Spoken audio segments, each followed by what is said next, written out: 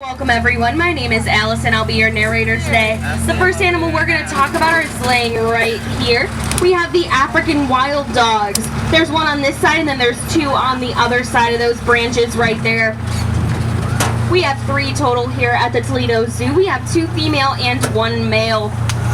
Now in the wild, these animals are pack animals, which means they hunt in groups. When they do hunt, they have about a 70% accuracy rate. That means that they are better hunters than the lion or the cheetah. Now, in each group of African wild dogs, there is an alpha female and an alpha male. The alpha female is the only one to have puppies, and she will have up to 18 at one time. Wow. These animals are commonly confused with hyena, but hyena are related to cats, and these guys are related to dogs. Unfortunately, these animals are among the most endangered in Africa. Less than 3,000 left in the wild today. Right above your head, yellow side of the sign, those are all of the live animals we're going to see today. Behind you on the green side, those are all of the sculptures that we're going to see.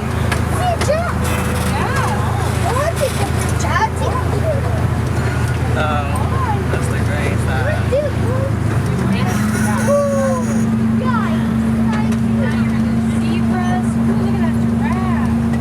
Once we get out here on the savannah, you're going to see a lot of grass, and that's because most of the animals out here are grazers. That means that their diet is primarily consisting of different types of grasses. Now the first animal I'm going to talk about is out there in the center. It's our Grant zebra. The Grant zebra is the smallest variety of zebra in the world, but it still weighs between 500 and 700 pounds.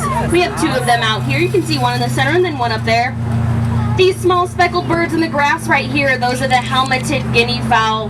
Helmeted guinea fowl are the long distance runners of the savannah. They run 20 to 30 miles every single day. Out there in the center as well, just past one of our Grant zebras, the small deer-like animal, those are impala. Impala can run 60 miles an hour and they could jump over this train if they wanted to.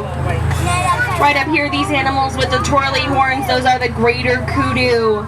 Just below those greater kudu guys, don't worry, that is not a real zebra carcass. It's just a statue to represent the circle of life. But you will get an excellent view at some of our Maasai giraffe. Now these giraffe have jagged spots that go all the way down their legs. That's how they're characterized. This is one of our fully grown females, and then the one in the back, that is Trevor, our male giraffe. Now we'll talk about the giraffe a little bit more in specific later. That bird right there on the rock next to where the giraffe are, that's one of our East African crown cranes. East African crown cranes live to be about 22 years old, and they grow to be about 3.5 foot tall. An East African crown crane is monogamous, which means it only has one partner for life, and it is the national bird of Uganda. Now moving right along down here on this end, we're looking for the white-headed vulture. Now the white-headed vulture looks just like a bald eagle. Once you get up to signs 10 and 11, and in between there, you'll be able to see him a lot better. The white-headed vulture looks just like a bald eagle, but bald eagles will have feathers on top of their head, and this bird is actually completely bald. As soon as he picks up his head, you'll be able to see that. Now the white-headed vulture is a scavenger, which means he does not hunt live animals for food. He will wait for the animals to die, and then he'll eat the leftover scraps. Now that sounds pretty gross to you and I, but that's just how he gets his nutrients. You get more air. You want some over here? He's only one of the types of vultures we have out here on the savannah. We also have the Cape Griffin vultures. Cape Griffins are going to hang out down by the other end of the savannah though, so when I get there, we will point them out for you. Now the next animal we're going to talk about is going to be the Watusi cattle. They're the large brown animals out there with the white horns. The Watusi cattle have horns that can grow to be 8 foot from tip to tip. The leader of a pack of Watusi cattle is determined by which male has the longest horns. Now their names are Handsome, Sir, and Curly.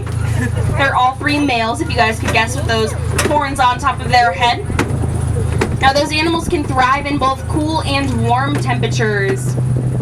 Most of the other animals out here on the savannah will prefer it to be a lot warmer outside, but these animals can thrive in either.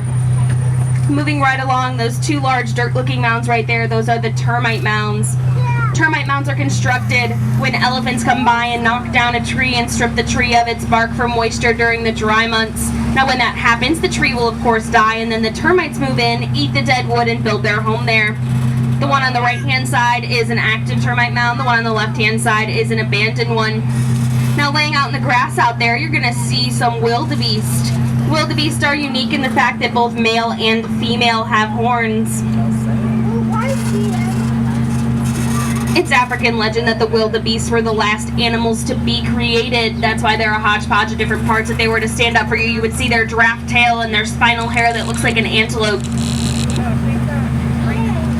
Now as we round the corner up here, you guys are going to get a very up-close look at some of our ostrich. We have 3 ostrich out here total. We have 2 female and 1 male. The female ostrich has the light brown feathers, and the one that's up here by the fence, that is one of our males. Now you guys probably know that the ostrich is the largest bird in the world, but what you might not know is that they have an eyeball that is larger than their brain. Moving right along, we're going to start talking about those Maasai giraffe, but as we come around past the gate, you're going to see 2 more East African crown cranes. We have 5 giraffe total here at the zoo. We have 4 female and 1 male. You guys already saw Trevor the giraffe back there. He was the one using his tongue like we use our hands to get the leaves off the trees. That's called having a prehensile tongue. Now that giraffe over there on the corner right there, that's our baby giraffe. Her name is Bahati. Bahati came all the way from Nashville, Tennessee a few weeks ago. She's almost 19 months old now. Now believe it or not, you and those giraffe actually have the same number of neck bones. You have 7 bones in your neck and they have 7 bones in theirs. Now a giraffe tongue is dark blue in color, and it can be up to 18 inches long. Wow. If you were to feel a giraffe tongue, it would feel very, very scratchy to you. On the other side of this tunnel, we're going to be at the watering hole. Now at the watering hole, it's going to be kind of a quiet day out here, but when a giraffe goes to the watering hole, they can drink up to 10 gallons of water at once. Down there by the water, those 2 Nile crocodiles. Those ones aren't real, but if you want to see a real crocodile, you guys can venture over to the Reptile House over on the other side of the zoo. There's a 17-foot long crocodile there that I'm sure would love to see you.